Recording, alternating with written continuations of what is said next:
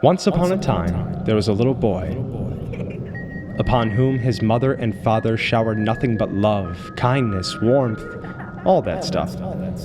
He had his own little room in a big house in the middle of a pretty forest.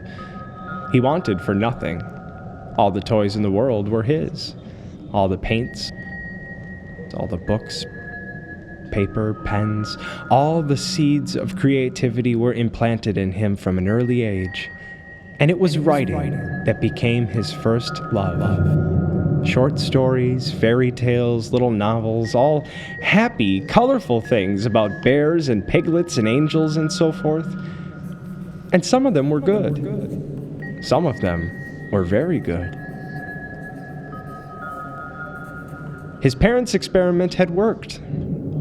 The first part of his parents' experiment had worked.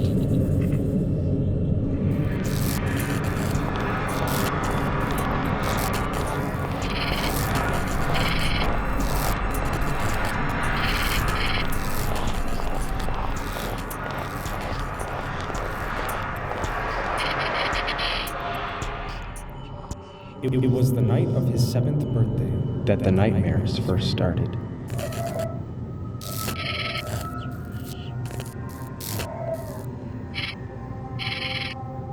The room next door to his own room had always been kept bolted and padlocked for reasons the boy was never quite sure of, but never quite questioned, until the low whirring of drills, the scritchety-scratch of bolts being tightened, the dull fizz of unknown things electrical, and the muffled screams of a small gagged child began to emanate through its thick brick walls on a nightly basis.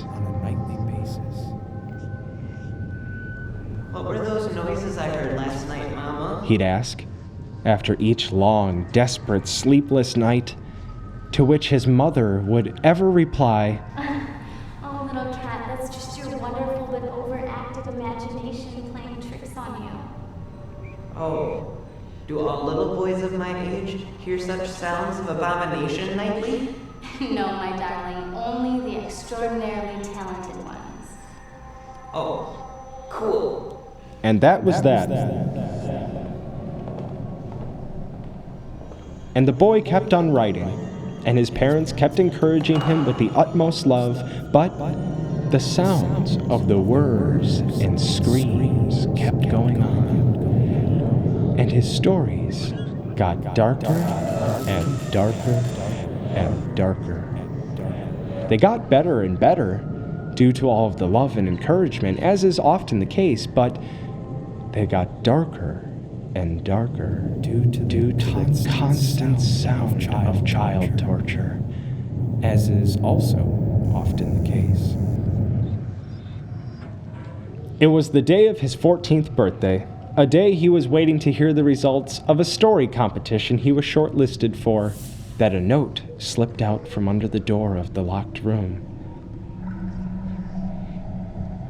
A note which read, "They have loved you and tortured me for 7 straight years for no reason other than as an artistic experiment. An artistic experiment which has worked. You don't write about little green pigs anymore, do you?" The note was signed, "Your brother," and the note was written in blood.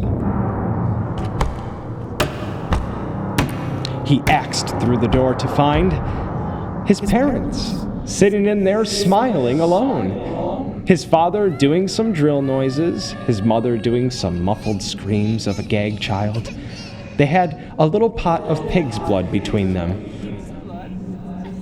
And his father told him to look at the other side of the blood-written note.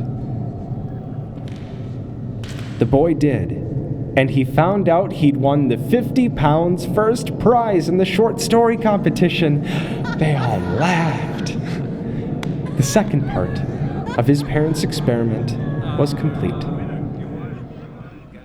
They moved house soon after that, and though the nightmare sounds had ended, his stories stayed strange and twisted, but good, and he was able to thank his parents for the weirdness they'd put him through.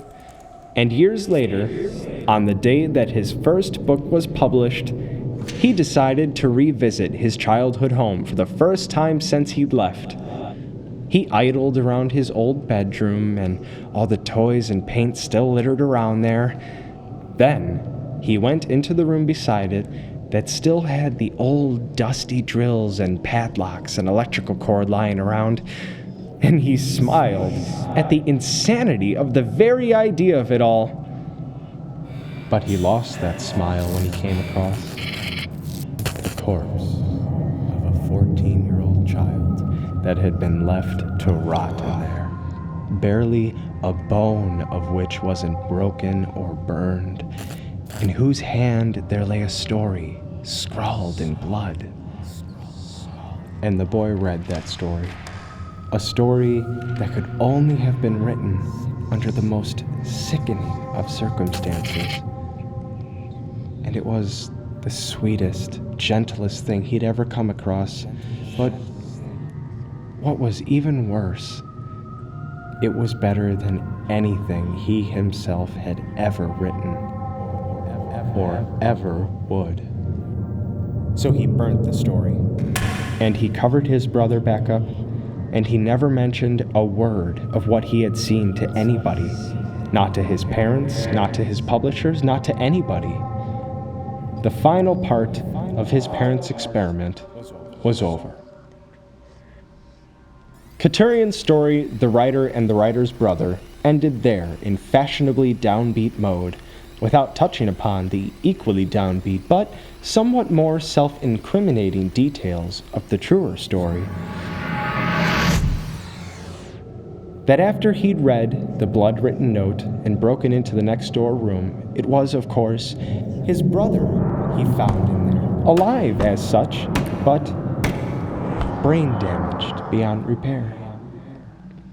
And that night, whilst his parents were sleeping, the 14-year-old birthday boy held a pillow over his father's head for a little while, and after waking her a moment just to let her see her dead blue husband, he held a pillow over his mother's head for a little while, too.